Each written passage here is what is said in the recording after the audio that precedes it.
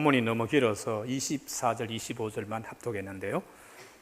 우리말에 구중심처라는 말이 있습니다. 9겹으로 담장을 하고 깊은 곳, 9담장으로 되어 있는 곳은 대궐밖에 없지요. 그래서 구중심처라 하면은 일반인들이 접근하기 어려운 그런 대궐을 두고 말합니다. 오늘 본문 말씀은 구중심처에서 일어난 일을 말씀해 주고 있습니다. 그것도 자랑스러운 일이 아니고 아주 부끄러운 일인데요. 정말 부끄러워서 누가 알까 두려울 정도로 성군 다윗이, 하나님이 그토록 기대하고 사랑했던 이스라엘 백성들이 그렇게 믿었던 그 다윗이 다른 것도 아니고 신하의 부인을 성폭행한 간음한 일입니다. 어떻게 이런 일이 있을 수 있을까?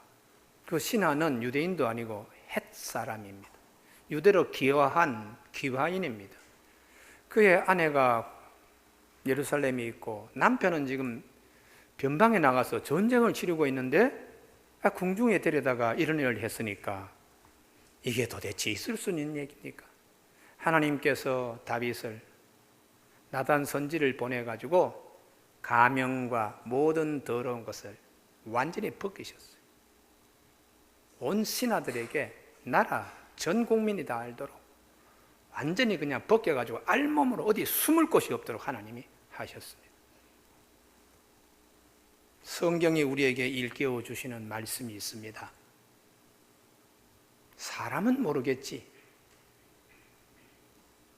남편은 모르겠지, 부인도 모르겠지, 그러나 하나님은 다 아신다는 것입니다. 왜냐하면 하나님은 다 보시기 때문이라는 것이죠. 성경이 우리에게 이것을 일러주고 있습니다. 우리 한국교회의 트렌드라 그래서 흐름인데요. 이 흐름 속에서 오늘 이 말씀이 과연 합당한 말씀인가 아닌가 우리 한번 새겨봐야 돼요.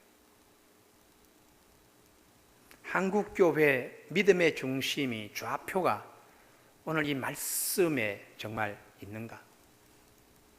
하나님이 다 아십니다. 하나님이 다 살피고 계십니다. 하나님이 다 보고 계십니다.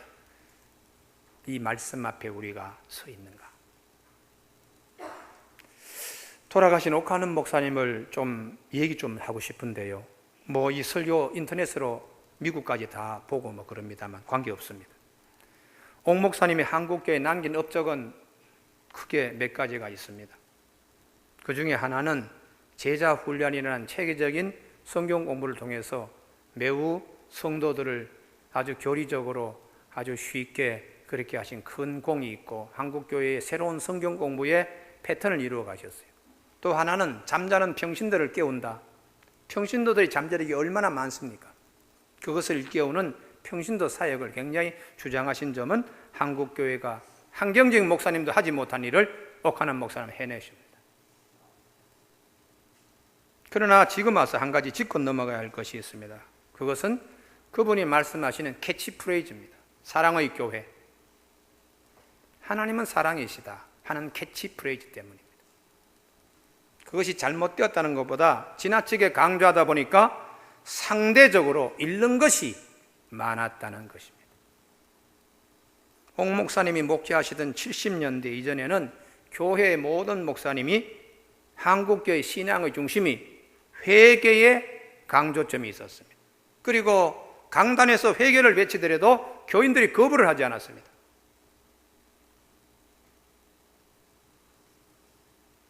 하나님의 공의를 강조한 것이죠. 강다리 목사님이라고 유명한 부흥사 목사님 가운데 대표적인 한 분을 듭니다. 이분은 소망교회가 생기기 전에, 강남 침례교회가 생기기 전에 제일 먼저 강남의 제일 높은 꼭대기에다가 언덕백에다가 교회를 세우신 분이에요. 강남 성결교회, 지금 YMCA 자리입니다. 이 목사님은 전국 방방곡곡에 다니면서 회개 사역을 하셨어요. 거의 뭐 집회 끝에 축도를 제외하고는 나머지 전부 다 거의 욕에 가까운 그렇게 질책을 하셨던 분입니다. 대표적인 부흥사들의 역할이 그때는 그 시대에 그랬습니다. 그래서 우리 마음속에 있는 모든 죄악들을 다 토해내게 하고 다시 새롭게 하고 샘을 갖도록 그렇게들 사역들 하셨어요.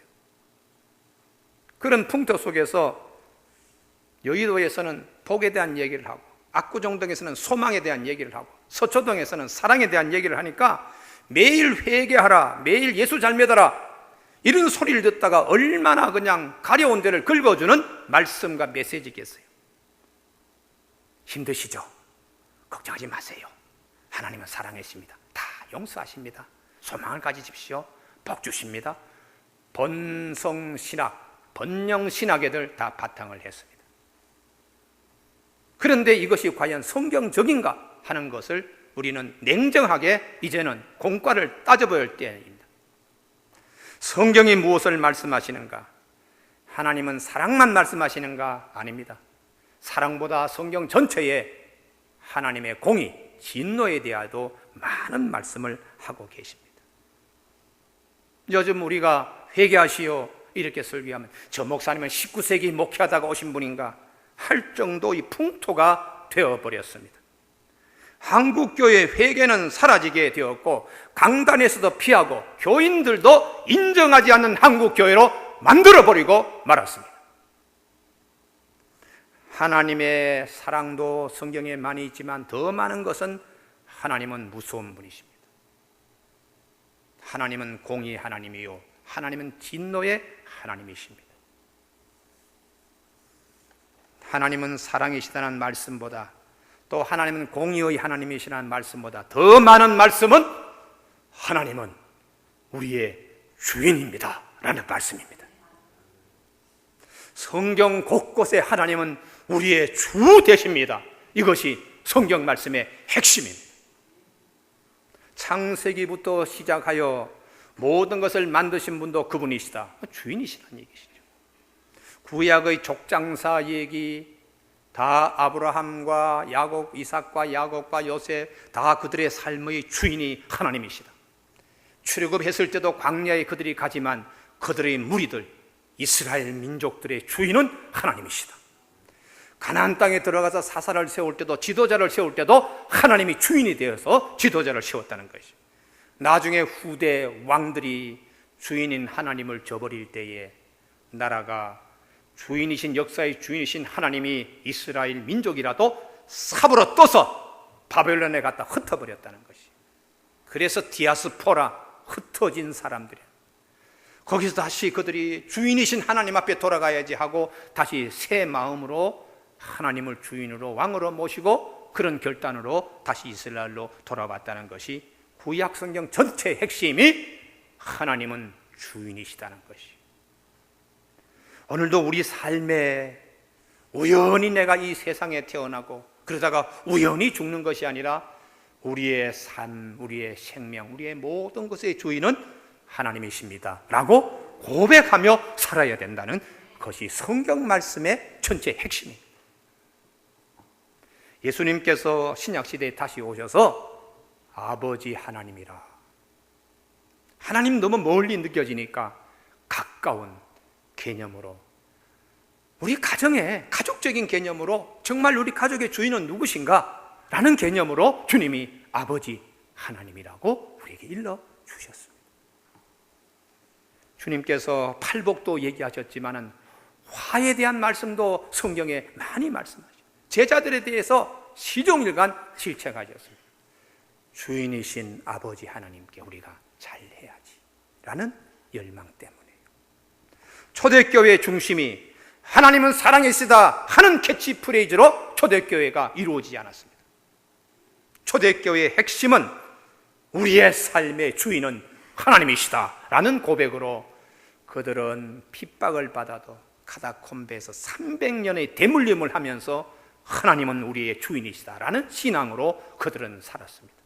나중에 공인이 되었습니다. 313년.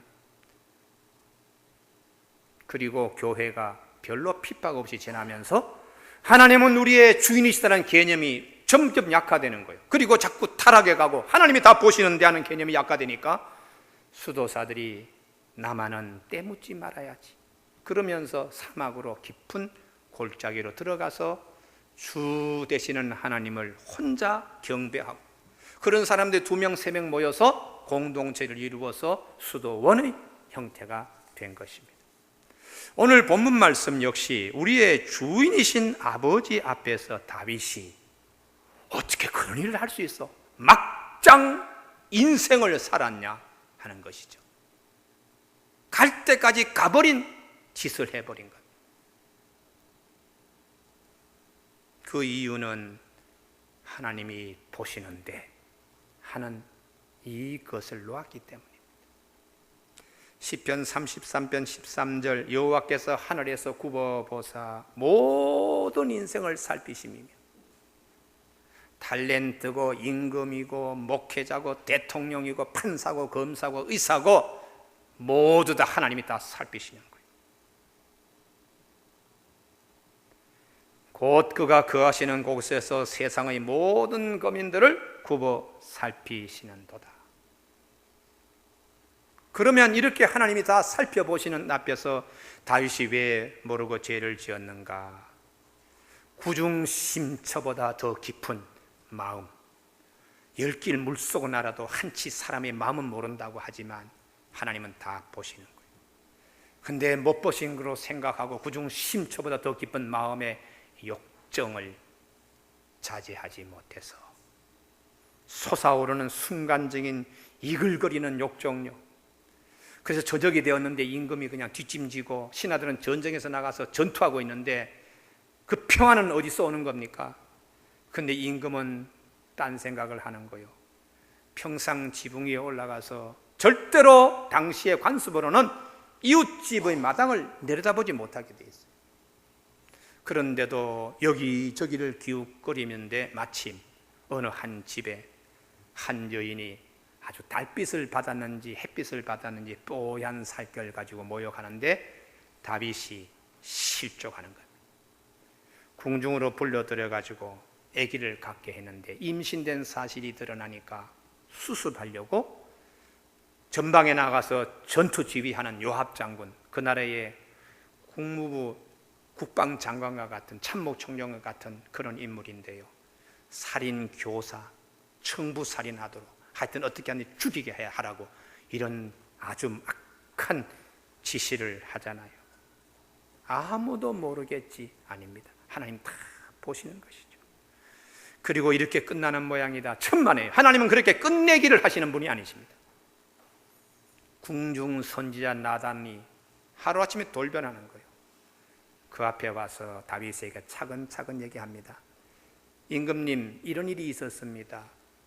부잣집인데요, 염소도 있고 양도 있고 소도 있고 가축도 많은 부자인데 마침 길손님이 찾아와서 먹을 것을 달라 그러니까 자기 집 것은 딱 숨기고 제일 가난한 자기 동네 사람 어린 암양 새끼를 자기 딸처럼 키우는 그 집에 그 양을 잡아가지고 대신 대접했는데, 이런 일에 임금님은 어떻게 판단하시겠습니까? 다윗이 침도 삼키지 않고 바로 직선적으로 얘기를 합니다. 당장 죽일 놈이라고. 그리고 잃어버린 건 4배를 갚아줘야 된다고 하자 나단도 침도 삼키지 않고 당신이 그런 사람이라고 이렇게 책망했습니다. 아무도 모르겠지? 아닙니다. 하나님은 나를 세우고 있습니다. 하나님은 다 보시면서 나를 세우고 있는 분이세요. 여호와께서 하늘에서 굽어보사 모든 인생을 살피시며 곧 그가 거하시는 곳에서 세상의 모든 거민들을 굽어 살피시는도다. 그러면 왜 성군 다윗이 사울의 핍박 중에도 여호와는 나의 목자시다, 나의 주라고 했던 그 다윗이 왜 이렇게 넘어지는가? 집안 내력으로 내려오는 내력 때문에 그렇습니다. 이게 가게에 흐르는 저주라는 말로도 표현할 수 있습니다. 성적인 무질서가 다윗 집안에 있습니다. 간음, 거슬러 올라가면 유다, 그리고 그 며느리 다말, 성경은 분명히 간음한 일에 대하여 얘기하고 있습니다. 그리고 여리고성에 믿음 좋게 보이는 라합도 그는 이전에 기생 라합이었어요. 살몬과 더불어 살긴 합니다만 바른 결혼관으로 성경은 기록하지 않습니다. 그리고 룻과 보아스, 오벳, 다윗의 할아버지지요. 정상적인 결혼이 아니고요. 대신 동족, 친족이 씨를 그냥 심고 나오는 시바지 룻이 되고 말았어요. 더 거슬러 올라가면 야곱 부인이 4명 거느리고 있었습니다. 하나님은 우리에게 이 다윗 집안의 족보를 우리에게 숨김없이 말씀하고 있어요.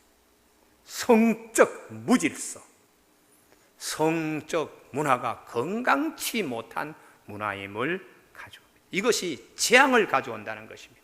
대표적으로 소돔과 고모라 성, 천사를 보냈더니 그냥 남자가 남자를 상관하겠다고, 남색하겠다고, 서로 그냥 여러 명이 그냥 한 사람을 윤관하겠다고 할 때 하나님이 그 성을 타락한, 완전히 그냥 유황불로 심판 내리시잖아요. 최근 우리 사회, 막장 사회 같은 느낌을 받고 있지 않습니까? 온통 성적 퇴폐. 어떻게 저런 일이 있을 수 있을까? 한 집안에서 의사가 환자에게, 목회자가 성도에게, 치안을 담당하는 경찰이 성추행, 성폭력을 조사하다가 또 그런 일을 하고요. 심지어 중국에서 외교관이 이런 문제로 나라를 온통 망신스럽게 한 일들. 그래도 한국 교회는 하나님은 사랑이시다라고 슬로건을 외쳐야 되겠습니까? 사회를 고쳐보려는 건강한 세력들, 오늘 이 시대에 어느 때보다 필요합니다. 이 시대의 나단과 같은 질책이 용납되는 한국 교회로 다시 강단이 거듭 태어나야 합니다. 본문으로 돌아오면 다윗의 범죄, 그 재앙의 늪에서 다윗이 어떻게 빠져나오고 있는가, 이걸 성경은 우리에게 일러주는데요. 다윗은 회개의 기회를 잃지 않았습니다. 나단이 와서 그에게 질책할 때에 다윗이 당장 엎드려서 13절입니다. 다윗이 나단에게 이르되 내가 여호와께 범죄하였노라. 내가 정말 잘못했어. 정신이 이제 번쩍 드는 것이죠. 수요일 저녁마다 예레미야에서 강해를 했는데요. 이제 다 끝났습니다만 예레미야가 하나님 말씀 전할 때 임금들은 다 받아들이지 않았습니다. 기회를 놓치고 하나님 말씀으로 받아들이지 않았어요. 결국은 그들은 바벨론 포로로 잡혀들어갔습니다. 회개는 하나님의 진노하심으로부터 면할 수 있는 첫 단추입니다. 다윗의 회개의 특징이 있습니다. 그는 사람 앞에서 회개를 하지 않았습니다. 오직 하나님 앞에서만 회개했습니다. 16절, 다윗이 그 아이를 위하여 하나님께 간구하되 다윗이 금식하고 안에 들어가서 밤새도록 땅에 엎드렸어. 17절, 그 집의 늙은 자들이 그 곁에 서서, 노신들이죠. 인생 경륜이 많으신 분들입니다. 그분들의 충고도 다윗이 받지 않습니다. 다윗을 땅에서 일으키려 하되 임금님 이제 그만하시고 일어나십시오. 말 듣지 않았습니다. 왕이 듣지 아니하고 그와 더불어 먹지도 아니하였더라. 철저한 하나님 앞에서의 회개, 이게 진정성입니다. 우리는 가식적인 것들이 많습니다. 요즘 우리 박근혜 후보 악수하고 다니는 것 보시죠. 일부에서 더 분노하는 것은 진정성 부정이라는 거예요. 진정성 부정. 진정성이 보이지 않는 그런 사과는 얼마나 할 수 있다는 것입니다. 진정한 사과, 진정한 사죄가 꼬인 매듭을 풀 수 있습니다. 그래야 새 시대로 나갈 수 있습니다. 다윗이 용서받을 수 있는 점도 바로 이런 점 때문입니다. 우리 교회 개척 당시에 풍덕천에서 주일날 예배 드릴 때에 처음에 한 28명, 30명 많이 그렇게 넘어가지 않았어요. 그때 풍덕고등학교가 개교를 했는데 처음에 전교생이 한 20명, 30명 안팎이었어요. 교사는 다 지어놨는데 학생들은 그 숫자밖에 안 됐어요. 근데 얘들이 전국 팔도 강산에서 문제아들만 다 온 겁니다. 부산에서도 오고 목포에서도 오고 대전에서도 오고. 그 지역의 교육청이 도저히 이런 아이들은 감당이 어렵다 해가지고 마지막 보낸 막장 학교가 풍덕고등학교예요.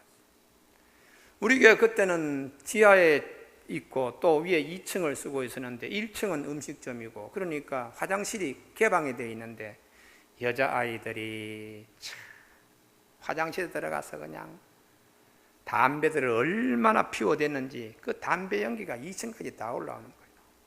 그래서 목사인 내가 가서 얘들아, 너희 담배 그렇게 피우면 나중에 애기 놓으면 애들 입이 다 갈라져. 그리고 병신들 나. 그러니까 담배 끊어야 되겠다. 어디서 왔니? 부산에서 왔는데요. 왜 담배를 피우니? 속이 답답했어요. 아버지도 버린 애들인데요. 그러고는 그러더라고요. 하교할 무렵에는 책가방 들고 와서 또 화장실 들어가요. 들어갈 때는 여고생 1학년인데 나올 때는 가발을 탁 쓰고는 그냥 다른 사람이 되어가지고 딱 나오는 거예요. 이야, 기가 막힙니다. 그래서 제가 풍덕고등학교에 현관 유리 많이 갖다 붙였습니다. 여호와를 경외하는 것이 지식의 근본이다. 아름다운 동산교회 김재남 목사 해가지고 많이 갖다 붙였습니다. 그 이유는 하나님 전국에 문제 있는 아이들, 문제 학교 옆에 교회라 그러면 되겠습니까? 문제 아이 옆에 있는 교회보다 명문 고등학교 옆에 있는 교회가 되어야지요. 아이들이 변화되게 하여 주시옵소서. 그런 마음으로 갖다 붙였는데 자꾸 모이더니 한 가을쯤 되어가지고 학생들이 그래도 한 200~300명 모이는 학교가 되더라고요. 그런데 참 놀라운 일이 있습니다. 그 중에서도 교회 다니는 아이들, 우리 교회 찾아와서 목사님, 우리가 등교하기 전에 교회에서 기도하고 등교할 수 있도록 아침에 교회 문을 열어주시겠습니까? 담비 같은 말씀, 담비 같은 얘기. 새벽 기도 끝나고 그때는 진흥아파트에 있었을 텐데 가서 출근하기 전에는 교회 문을 잠그고, 그때는 사찰도 아무도 없었으니까 걔들이 다시 등교하기 전에 와서 기도한다 그러니까 다시 내려와서 문을 열고 기도 다 끝나고 갈 때까지 목사가 사무실을 지켜야 되니까 인간적으로 보면 좀 귀찮은 일이기도 하지만은 풍덕고등학교가 새 전기가 되겠구나, 그렇게 기대했는데 지금은 수지 지역의 수지고등학교에 버금가는 명문고등학교가 되었습니다. 이게 단순하게 되는 게 아닙니다. 전기들이 있잖아요. 전기요. 진정성요. 우리가 회개라는 것은 하나님의 은혜를 맛볼 수 있는 귀한 전기가 됩니다. 할렐루야. 다윗이 용서받을 수 있는 것도 바로 이 진정성 때문입니다. 시편 51편 밧세바를 범하고 다윗이 하나님께 나단의 질책을 받고 난 다음에 올린 시가 있습니다. 시편 51편 10절에 하나님이여 내 속에 정한 마음을 창조하시고 내 안에 정직한 영을 새롭게 하옵소서. 나를 주 앞에서 쫓아내지 마시고 주의 성령을 내게서 거두지 마옵소서. 그렇게 기도했습니다. 왜 진정성을 가지고 하나님께 나가야 되는가? 회복, 진정한 회복 때문에 우리는 그렇게 해야 됩니다. 여러분 손이 다 지금 더러워져 있습니다. 이걸 다 내어놔야지 다 씻음 받을 수 있잖아요. 그런데 하나는 그냥 꿈치고는 그냥 9개만 이렇게 내뻗치면은 이 하나는 씻음 받을 수가 없잖아요. 하나님께 우리가 진정성을 가지고 회개하는 것은 나의 모든 것을 씻어낼 수 있도록 회복의 축복이 되는 것이기 때문에 이 부분이 대단히 중요합니다. 최근에 우리 말에 새로운 신조 트라우마라는 단어들이 있는데요, 이 트라우마라는 것은 임상심리학자 리처드 맥넬리라는 사람이 만들어낸 의학 용어입니다. 정신적 외상. 아프가니스탄 미군 병사들이 고국에 가서 미국에 가서 뭐 정신치료 받잖아요. 그거 왜 그럴까요? 전쟁 중에 그냥 사람 탁탁 죽고 말이죠. 막 팔 잘라 나가고 그냥 뭐 목이 베어지고 이런 것들을 봤던 것이 전투에는 전쟁 중일 때는 별로 신경 안 썼어요. 그러나 고향 땅에 와서 환청, 환상, 또 악몽 이런 것 때문에 그냥 고통받는 거예요. 그것을 트라우마, 정신적 외상이라고 해요. 어제 국민일보에 난 기사인데요, 저 지방에 있는 2년 전에 부장판사 자살한 얘기를 하고 있더라고요. 이유는 트라우마입니다. 판사, 사법연수원 졸업생들 가운데 5% 10% 안에 드는 사람들만 판사 임명됩니다. 지금 우리나라에 전국에 교사들이 많은데 그 교사들은 동년배의 5% 안에 들어가는 사람들이 교사가 됩니다. 지금 판사, 사법고시 합격도 어려운데 연수원 졸업생들의 5% 10% 안에 들어가는 인물인데 그 판사들 가운데 부장 승진하는 게 쉽지 않습니다. 그런데 부장판사가 자살했습니다. 자살의 이유는 유서 가운데 이렇게 되어 있습니다. 판사는 모든 사람이 선망하는 직업이지만 세상 사람들이 토하거나 배설한 것을 치우는 쓰레기 청소부 같은 역할을 한다. 판사는 의심하는 직업이다. 아내와 부모님 말마저도 의심하게 하는 끔찍한 직업이다. 특히 흉악범을 처리하는 형사 합의부 판사의 경우에 성범죄, 잔인한 사건 심리할 때 가장 고통스럽다고 해요. 왜냐하면 일반 매스컴에서도 보도되지 않는 아주 구체적인 사건의 현장을 다 듣고 보고 해야 되니까 얼마나 끔찍해요. 그래서 그런 심리를 하고 나면은 잔상이 남아가지고 며칠 동안에 집에 와서 악몽을 꾼다는 것이. 흉악범에게 특별히 중형을 선고할 때에 그 녀석이 눈으로 쫙 이렇게 째려보는 그 눈빛 살기가 내가 출사하면 너를 죽이겠다는 그런 눈빛이 판사의 가슴에 멍들게 하는 것이. 그래서 자주 불안감에 시달리는 겁니다. 퇴근해서 아예 그냥 말하는 버릇이 문단속 잘했나 여보? 그러고 잔다는 거예요. 밤늦게 돌아다니지 말아라 식구들에게. 낮에는 자기 집에 있는 부인에게 아이들 좀 별일 없나? 잘 챙기고 있나? 항상 불안해가지고. 그래서 최근 법원 내에 판사들을 위한 심리치료센터가 개설되고 있습니다. 여러분, 우리가 잔상을 지워내고 씻어내는 것은 대단히 중요한 일입니다. 할렐루야. 우리가 하나님께 회개한다는 것은 우리의 죄로 힘들게 하는 부분을 하나님께 가지고 나가서 씻음 받는 것입니다. 그래서 회개가 대단히 중요합니다. 어느 부모님의 상담 내용입니다. 아이가 늦게까지 그냥 공부하는 줄 알고 살짝 문을 열어봤더니 공부는 아니고 컴퓨터 앞에서 이상한 그림을 갖다 보고 있고 이상한 동영상을 보고 있어서 상담이에게 한 상담 내용입니다. 부모님의 얘기죠. 학부모의 상담 내용 질의. 아이들이 어릴 때 접한 음란물, 이것도 정신적 외상이 될 수 있습니까?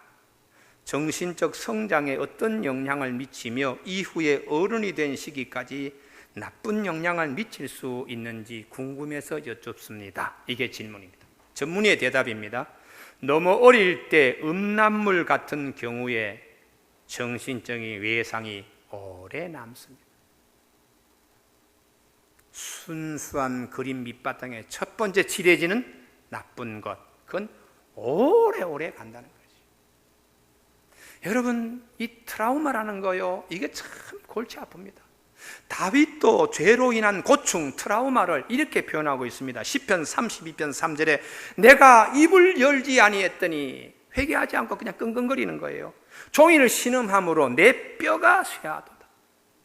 주의 손이 주야로 나를 누르시오니 내 진액이 빠져서 여름 가뭄에 마름같이 되었나이다. 내가 이르기를 내 허물을 여호와께 자복하리라 하고 주께 내 죄를 아뢰고 내 죄악을 숨기지 아니하였더니 곧 주께서 내 죄악을 사하셨나이다. 할렐루야. 그냥 붙잡고 끙끙거리던 걸 주님 잘못했습니다, 이거 용서해 주십시오 하고 회개하고 하니까 마음이 시원해지고 주님이 탁 회개 받아주시더라는 거예요. 이로 말미암아 모든 경건한 자는 주를 만날 기회를 얻어서 주께 기도할지라. 진실로 홍수가 범람할지라도 그에게 미치지 못하리라. 회개의 기회를 얻어서 하나님께 하면 닥칠 재앙을 피하게 하나님이 하신다는 것이죠. 똑같은 본문이 있는 시편 32편, 그래서 다윗은 1절에 허물의 사함을 받고 자신의 죄가 가려진 자는 복이 있도다. 마음에 간사함이 없고 진정성입니다. 여호와께 정죄를 당하지 아니하는 자는 복이 있도다라고 먼저 노래 부르고 있습니다. 이사야서 말씀에도 이사야서 1장 18절에 너희 애가 주홍 같을지라도 눈과 같이 휘어질 것이요 진홍같이 붉을지라도 양털같이 되리라, 그렇게 주님이 말씀하셨어요. 사랑하는 교회 여러분, 이 시간에 이 은혜가 있기를 바랍니다. 마음에 그냥 밤에 악몽 꾸고 늘 그냥 떠나지 않는 잔상, 이 시간에 주님의 말씀대로 다 치유되길 바랍니다. 할렐루야. 예. 보혈의 능력으로 정결하기를 원합니다. 범죄한 다윗, 회개한 다윗 위에 남은 것은 이제 하나님의 몫이죠. 하나님이 그 다윗을 축복하셨습니다. 용서해주고 많은 것들로 부어주셨어요. 성경은 막연하게 하나님이 용서한 게 아닙니다.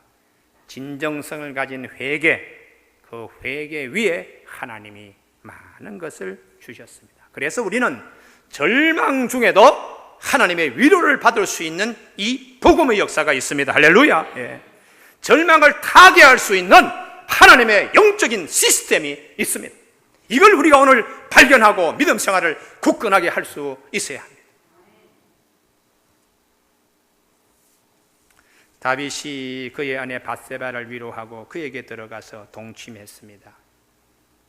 부인이여, 내가 지은 죄를 하나님께 회개하고 하나님이 받으셨으니까요. 그의 아들을 낳았습니다. 이름을 솔로몬 평화라는 귀한 이름을 붙였어요. 여호와께서 그를 사랑하사 선지자 나단을 보내 그 이름을 여디디아라 하시니, 우리는 솔로몬의 하나님이 주신 이름 여디디아를 별로 쓰질 않아요. 여호와께서 그를 사랑하셨다라는 말씀입니다. 우리가 회개할 때에 하나님이 주시는 선물이 솔로몬에게 얼마나 많은 선물을 하나님이 주셨습니까? 아버지 다윗이 회개하니까 솔로몬 앞에 하나님이 쌓아두신 축복이 얼마나 많습니까? 우리가 속이 거부룩한 경우에 토하는 것이 최고의 상책입니다. 그런 편안이 옵니다. 회개가 그와 같습니다. 내 마음이 죄로 부글부글 거릴 때에 다 토해버리고 하나님이 주는 평안으로 채워지는 것입니다. 만일 우리가 우리 죄를 자백하면 그는 미쁘시고 의로우사 우리의 죄를 사시며 우리를 모든 불의에서 깨끗게 하신다고 요한일서 1장 9절에서 말씀하세요. 중요한 것은 자백입니다. 자백. 하나님 잘못했습니다 라고 토해내는 겁니다. 할렐루야. 그러면 하나님께서 그 다음에 주시는 은혜가 넘치게 돼요. 배가 항구에 도달할 때까지는 온갖 무기들이 수단들이 필요합니다. 돛대도 있어야 되고 노도 있어야 되고요, 돛도 있어야 되고요, 나침판도 있어야 되고요. 그러나 항구에 딱 도착하면 다 쓸데없어, 다 필요 없습니다. 돛대고 무슨 노고 나침판이고, 항구에 딱 도착하면 평안함이 찾아오죠. 회개라는 것이 그와 같습니다. 이것저것 다 뭐 해봤자 안 되고 다 그냥 항구에 딱 도착하면 다 내려놓게 해요. 하나님께서 그리고 우리에게 평안을 줬어요. 이제 본문으로 돌아오면 책망을 했던 나단이 하나님의 사랑과 위로를 전하고 있습니다. 객관적인 확증을 받는 것입니다. 솔로몬에게 이후에 하나님이 쌓아놓으신 축복이 얼마나 큰 것이고, 다윗이 해줄 수 없는 하나님의 은총과 사랑의 풍성함이 솔로몬에게 부어지는 것이죠. 그래서 다윗은 시편 30편 5절에 그의 노여움은 잠깐이요 그의 은총은 평생이로다.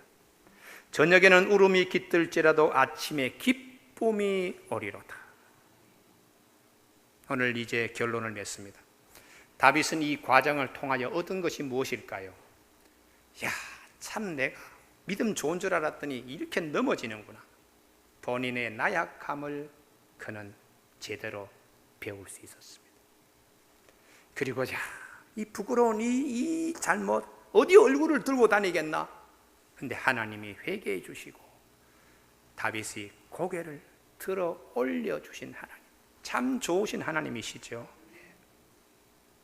사람들이 다 손가락질 하는데 하나님은 사람들의 손가락을 무디게 할 정도로 많은 은혜를 솔로몬에게 차고 넘치게 하나님이 부어주셨어요. 결국 다윗은 이 일을 통하여 성숙한 믿음의 사람이 되었다는 것입니다. 이전에 완전하다고 생각했던 다윗이 많이 부족하구나. 그리고 더 하나님 가까이 나가는 다윗으로 변했다는 것이죠. 오늘 우리 모두의 신앙이 이 말씀에 잘 비추어질 수 있기를 바랍니다. 오늘 한국교회가 새로운 트렌드를 형성해 나가야 돼. 잃어버린 것을 회복하는, 하나님은 우리의 삶의 주인이시다라는 고백이 우리 모두에게 있어지길 바랍니다. 기도하시겠습니다.